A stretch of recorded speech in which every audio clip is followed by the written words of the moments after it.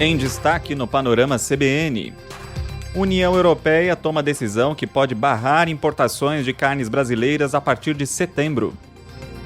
Governo lança programa contra crime organizado e presidente do Senado não comparece.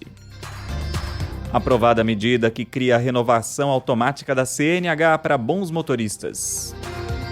Alimentos e remédios pressionam a inflação de abril. Ministério Público de Santa Catarina diz que cão orelha morreu por infecção e pede arquivamento do caso. Panorama CBN. Olá para você que está aqui comigo, eu sou Leandro Gouveia e essa é a segunda edição do Panorama CBN de terça-feira, 12 de maio de 2026. Bora lá!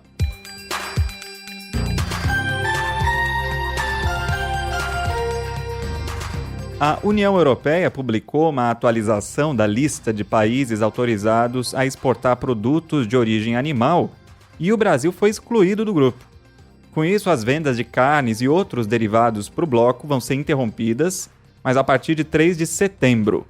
O motivo da exclusão é a falta de garantias do governo brasileiro sobre o controle de antimicrobianos na pecuária. Essas substâncias tratam infecções, mas também são usadas para acelerar o crescimento dos animais, uma prática que é proibida pelas normas sanitárias europeias. Para o país voltar a vender para o bloco, vai precisar provar que cumpre as exigências durante todo o ciclo de vida do animal.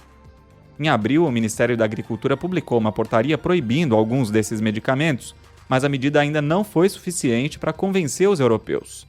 A medida foi anunciada 12 dias depois da assinatura do Acordo de Livre Comércio entre o Mercosul e a União Europeia, que sofre forte resistência de produtores rurais franceses.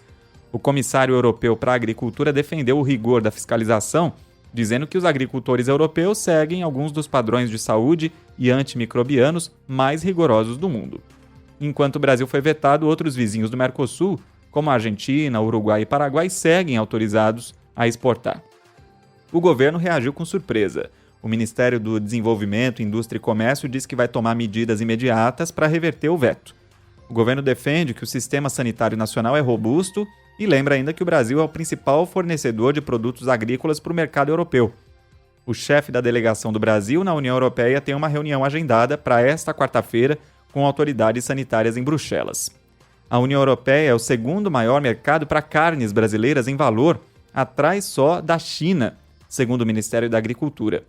No ano passado, o bloco comprou 368 mil toneladas, que somaram quase 2 bilhões de dólares. E o governo federal lançou oficialmente um programa com o objetivo de combater o crime organizado, com foco em asfixiar o braço financeiro das facções e retomar o controle dos presídios. O orçamento é de 11 bilhões e 100 milhões de reais, do total, 1 bilhão vem direto do orçamento da União, e outros 10 bilhões vão ser liberados pelo BNDES, como uma linha de crédito para estados e municípios.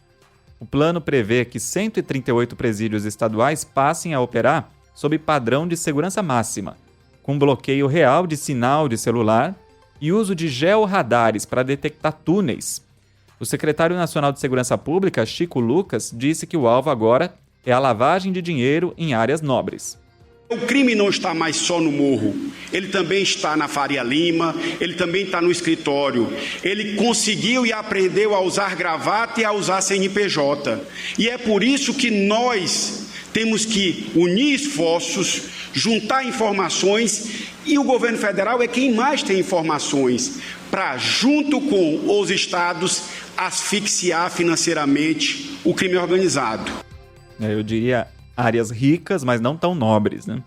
Durante o evento, o presidente Lula lembrou da viagem que fez aos Estados Unidos na semana passada e disse que cobrou o presidente americano, Donald Trump, sobre a extradição de brasileiros. Nós falamos para o presidente Trump, nós temos proposta de asfixia financeira. Nós temos proposta de combater a lavagem de dinheiro, inclusive tem um estado nos Estados Unidos, a Delaware, se não me falha a memória, que é um estado que tem lavagem de dinheiro de gente brasileira. E, ao mesmo tempo, parte das armas que nós aprendemos vem dos Estados Unidos. Eu disse ao presidente Trump, se você quiser combater o crime organizado de verdade, você tem que começar a entregar alguns nossos que estão morando em Miami. O presidente não falou dessa vez o nome, mas já disse em outra oportunidade que espera que o governo americano prenda o empresário Ricardo Magro, que é dono da refinaria Refit. Ele é alvo da Operação Carbono Oculto e é considerado o maior sonegador de impostos do Brasil. Lula reforçou que vai criar um Ministério da Segurança Pública assim que o Senado aprovar a PEC da Segurança. Essa proposta de emenda à Constituição é um projeto do governo que quer dar mais poder para a União coordenar as polícias e criar diretrizes nacionais. Hoje a segurança é a responsabilidade principal dos estados. Só que o presidente do Senado, Davi Alcolumbre, nem participou da cerimônia, refletindo o desgaste com o governo, a exemplo da rejeição de Jorge Messias ao Supremo. Já o presidente da Câmara, Hugo Mota, compareceu, elogiou o governo e defendeu que o tema da segurança não seja partidarizado entre governo e oposição, já que nenhuma instituição vai vencer o crime sozinha. E o Senado aprovou nesta terça-feira a medida provisória que cria a renovação automática da CNH para os bons motoristas. O benefício vai valer para quem está no Registro Nacional Positivo e não teve multas nos últimos 12 meses. O projeto passou por mudanças no Congresso. Inicialmente, o governo queria dispensar todos os trâmites, mas um acordo preservou a obrigatoriedade dos exames médicos de aptidão física e mental. O texto, que também prevê a emissão da carteira apenas de forma digital para reduzir custos, segue agora para a sanção do presidente Lula. E essa agora é digna da Rádio Sucupira. O Ministério Público Eleitoral de Alagoas acompanha o caso envolvendo o governador Paulo Dantas, do MDB, em um evento de Dia das Mães na cidade de Rio Largo, na região metropolitana de Maceió. Imagens divulgadas nas redes sociais mostram o governador, em cima de um palco, anunciando o sorteio de 50 transferências via Pix no valor de R$200 cada para os moradores presentes. Mas vocês vão ganhar também presente do senador Renan e do governador Paulo Dantas. Quem gosta de Pix aí, levanta a mão. Ele estava acompanhado ali do senador Renan Calheiros, também do MDB, que vai buscar a reeleição esse ano. Numa nota enviada ao jornal O Globo, o governo de Alagoas disse que a ação teve caráter privado e informal, paga com recursos próprios, sem uso de dinheiro público ou pedido de votos. Em dezembro, o deputado federal Arthur Lira, do PP, que é pré-candidato ao Senado de Alagoas e principal adversário de Calheiros, teve o nome citado como apoio cultural em um sorteio de 8 motos em Teotônio Vilela. Em outro caso, em Coité do Noia, o ex-prefeito de Maceió, JHC, do PSDB, participou da entrega de prêmios da prefeitura local. JHC renunciou ao cargo em abril para disputar as eleições de outubro. Novos detalhes do depoimento de um personagem central à Polícia Federal revelam como funcionava o esquema de ataques ao Banco Central para defender o Banco Master. O publicitário Tiago Miranda, sócio do portal Léo Dias e dono da agência MIT, confirmou que a estratégia de usar influenciadores foi combinada diretamente com o banqueiro Daniel Vorcaro. Miranda prestou depoimento em Brasília nesta terça-feira e, segundo o blog da jornalista Malu Gaspar no jornal O Globo, ele disse que o plano foi acertado na casa de Vorcaro em São Paulo, em dezembro do ano passado, logo depois que o banqueiro deixou a prisão. O chamado Projeto DV, iniciais de Daniel Vorcaro, tinha o objetivo de fazer um marketing de guerrilha para recuperar a imagem dele e atacar a liquidação do Banco Master, que foi determinada pelo Banco Central. O publicitário entregou à Polícia Federal uma proposta de 63 páginas que previa um gasto mensal de R$3,5 milhões. O plano incluía ataques ao diretor de supervisão do BC, Renato Gomes, e ao dono do banco BTG Pactual, André Esteves, um desafeto de Daniel Vorcaro. A rede operava por grupos de WhatsApp, onde a agência MIT enviava roteiros para influenciadores com milhões de seguidores, como Luiz Bate. Os pagamentos chegavam a R$1,5 milhão. Além disso, o jornal Folha de São Paulo revelou que o publicitário Marcelo Lopes, coordenador da campanha do senador Flávio Bolsonaro à presidência da República, aparece como estrategista no projeto. Ele nega envolvimento. A defesa de Daniel Vorcaro, que está preso, disse que ele não vai falar. E o presidente dos Estados Unidos, Donald Trump, embarcou para Pequim para se encontrar com o presidente chinês Xi Jinping na manhã de quinta-feira, pelo horário local, noite de quarta-feira aqui no Brasil. É a primeira visita de Trump ao país desde 2017 e acontece 6 meses depois do último contato entre os líderes na Coreia do Sul. Na pauta, temas complicados aí: inteligência artificial, terras raras, comércio bilateral. Trump busca acordos que reduzam tarifas para conter a inflação dos Estados Unidos antes das eleições legislativas. E antes de decolar, ele descartou a mediação chinesa para encerrar a guerra contra o Irã. A China é a principal compradora do petróleo iraniano e parceira estratégica de Teherã. E aí, ao deixar a Casa Branca, Trump disse que não precisa de qualquer ajuda da China com o Irã. Apesar da confiança de Trump, que se diz 100% seguro de que o Irã vai parar de enriquecer urânio, o governo iraniano afirmou nessa terça que pode chegar a 90% de pureza, o que coloca o país a um passo de produzir armas nucleares. Sem perspectiva de acordo na guerra, a cotação do petróleo subiu nessa terça. No momento em que eu gravo o podcast, o barril do tipo Brent é negociado a $107, com alta de 3%. O principal índice da Bolsa de Valores de São Paulo fechou em queda de 0,86% aos 180.342 pontos. Destaque para a queda de 1,4% de Petrobras no dia seguinte da divulgação do resultado do primeiro trimestre, que foi 7% menor do que no mesmo período do ano passado. O dólar comercial subiu levemente, 0,09%, cotado a R$ 4,89. O euro vale R$ 5,74, com baixa de 0,24%. E a inflação oficial do Brasil perdeu o ritmo em abril, mas os alimentos continuam subindo. O IPCA subiu 0,67% no mês de abril, um resultado abaixo dos 0,88% de março. Só que no acumulado de 12 meses, o índice acelerou para 4,39%, está pertinho do teto da meta, que é 4,5%. O que mais pesou no bolso dos brasileiros foi o grupo de alimentação e bebidas, com alta de 1,34%. Itens básicos como a cenoura, que subiu quase 27%, o leite longa-vida 13% e a cebola 11% puxaram essa fila.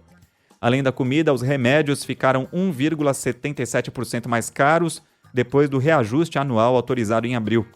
Por outro lado, o setor de transportes trouxe um alívio importante com a queda de mais de 14% no preço das passagens aéreas, o que ajudou a segurar um resultado ainda maior do índice geral.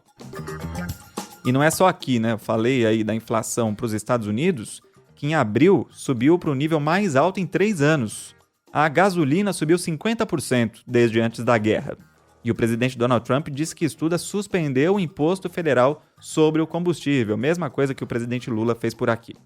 E a comentarista de economia da CBN, Miriam Leitão, pontua que a inflação só não é maior até agora justamente porque a Petrobras tem segurado o preço dos combustíveis e que o reflexo pode vir mais para frente.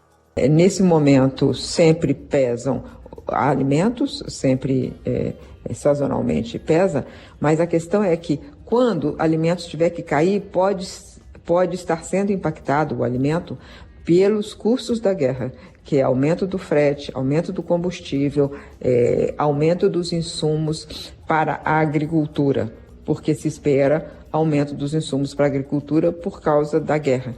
Preço de fertilizantes que subiu, entre outros. Ou seja, o cenário não é tranquilizador, o cenário é de preocupação aqui nos Estados Unidos também, com a inflação da guerra. Nessa terça, a presidente da Petrobras, Magda Chambriard, disse que o preço da gasolina nas refinarias vai aumentar já e que a empresa só espera a aprovação pelo Congresso da proposta do governo para usar o lucro do petróleo para financiar os combustíveis durante a guerra, como forma de atenuar o efeito no bolso do consumidor. Outra preocupação é a queda do preço do etanol, que é concorrente da gasolina. E o grupo Toque, dono das marcas Toque Stock e Mobile, entrou com um pedido de recuperação judicial. A companhia, criada no ano passado depois da fusão das duas varejistas, acumula uma dívida de cerca de R$1 bilhão e 100 milhões de reais. O grupo justifica a medida pela crise no setor de móveis e decoração, provocada pelos juros altos e pelo endividamento das famílias. A Toque Stock foi fundada em 1978 e chegou a fechar mais de 17 lojas desde a pandemia. Agora a Justiça vai analisar o pedido de suspensão das cobranças por 180 dias.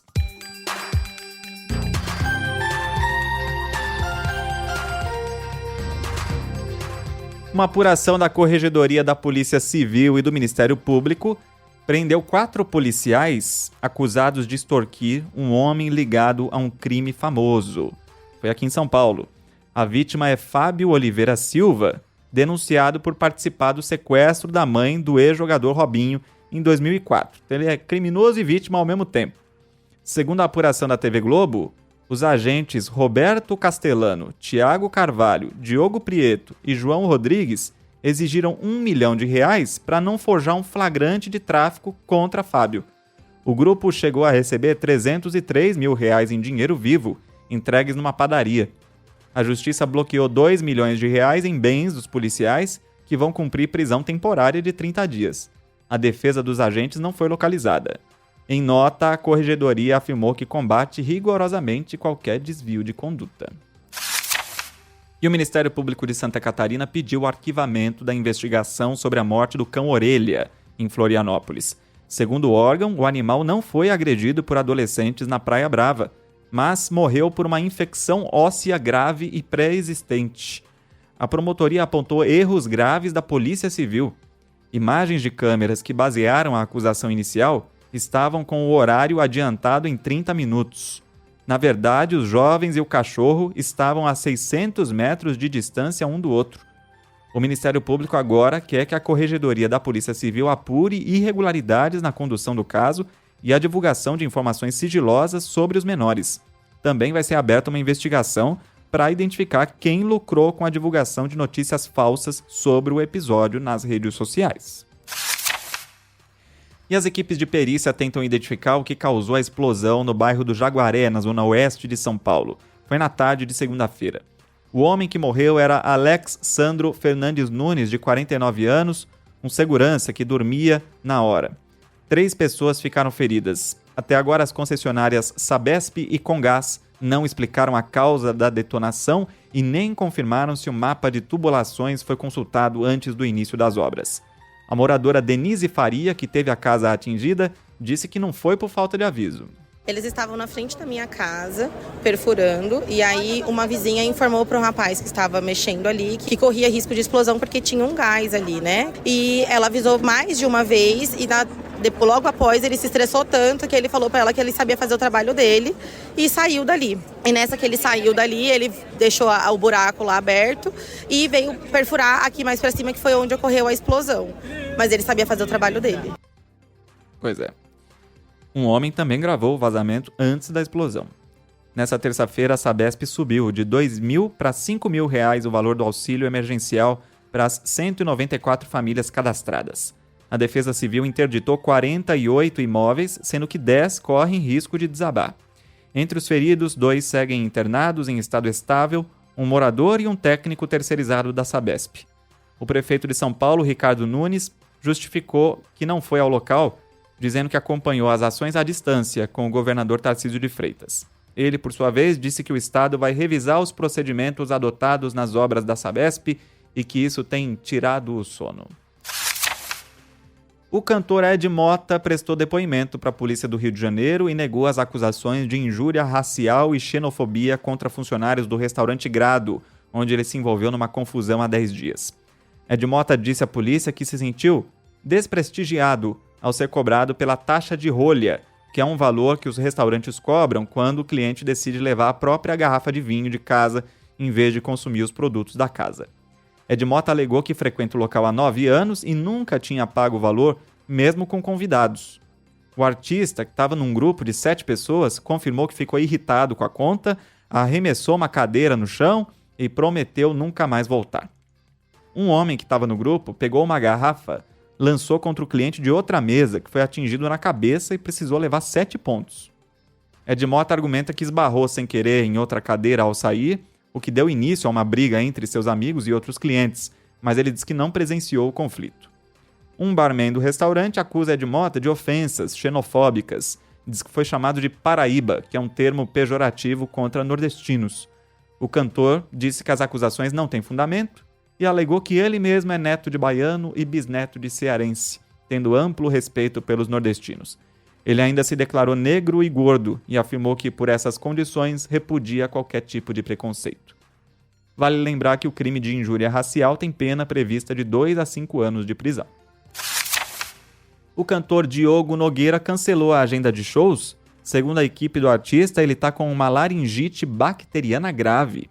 Os médicos orientaram a interrupção imediata das atividades para o tratamento da voz. Ainda não há uma previsão de quando ele volta aos palcos. Diogo Nogueira tinha apresentações marcadas para junho em Belo Horizonte, Rio de Janeiro e Recife. Os detalhes sobre a remarcação das datas e o reembolso dos ingressos vão ser divulgados nos próximos dias. De volta ao noticiário internacional, a Rússia fez o teste final do míssil balístico intercontinental que foi apelidado pela OTAN de Satanás. Isso pela capacidade de desviar de radares e atingir a Europa em menos de 10 minutos. O Sarmat é uma arma com capacidade nuclear que pode atingir alvos em qualquer lugar do mundo. Segundo o comandante das Forças Estratégicas Russas, o teste foi a última etapa antes do míssil entrar em operação, o que o presidente Vladimir Putin planeja fazer ainda esse ano. O míssil consegue carregar 10 ou mais ogivas nucleares. Nos Estados Unidos, a prefeita da cidade de Arcádia, na Califórnia, Aileen Wang, renunciou ao cargo nesta segunda-feira depois de admitir que atuou como agente secreta do governo da China. Wang fechou um acordo com o Departamento de Justiça dos Estados Unidos e vai se declarar culpada de disseminar propaganda chinesa de forma ilegal. A investigação aponta que entre 2020 e 2022, ela operou o site US News Center, que fingia ser um portal de notícias local, mas servia como porta-voz de Pequim. Wang recebia ordens diretas para publicar conteúdos e chegava a tratar um oficial chinês pelo termo líder. O administrador da cidade, que tem maioria asiática, Dominique Lazaretto, disse que nenhum recurso público foi usado no esquema e que as atividades ilegais pararam antes de Wang assumir a prefeitura. A política pode ser condenada a até 10 anos de prisão e a fiança foi fixada em $25 mil.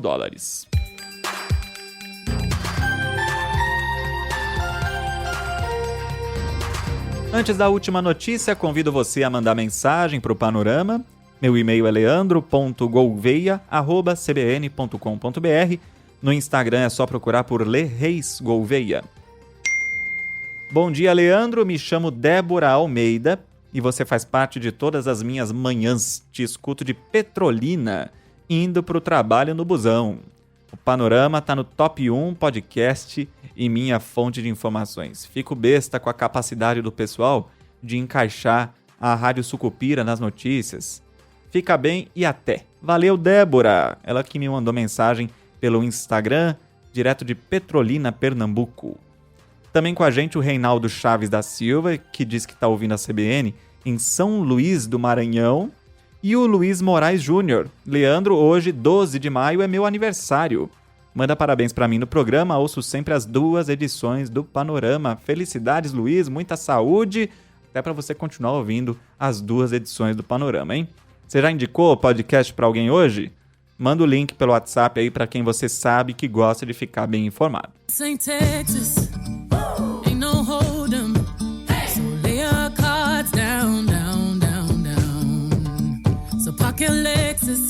Estamos ouvindo aí a Beyoncé porque um homem se declarou culpado de roubar músicas inéditas da cantora.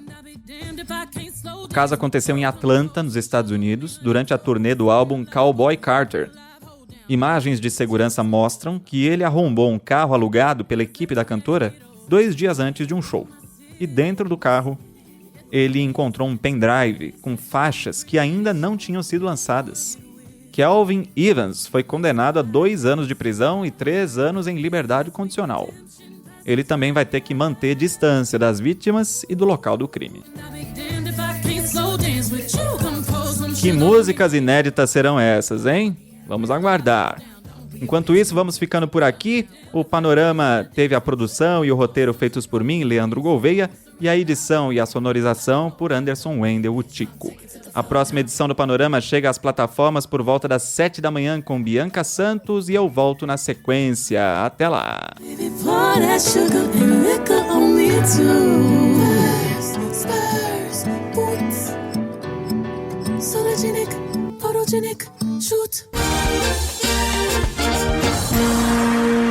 Panorama CBN.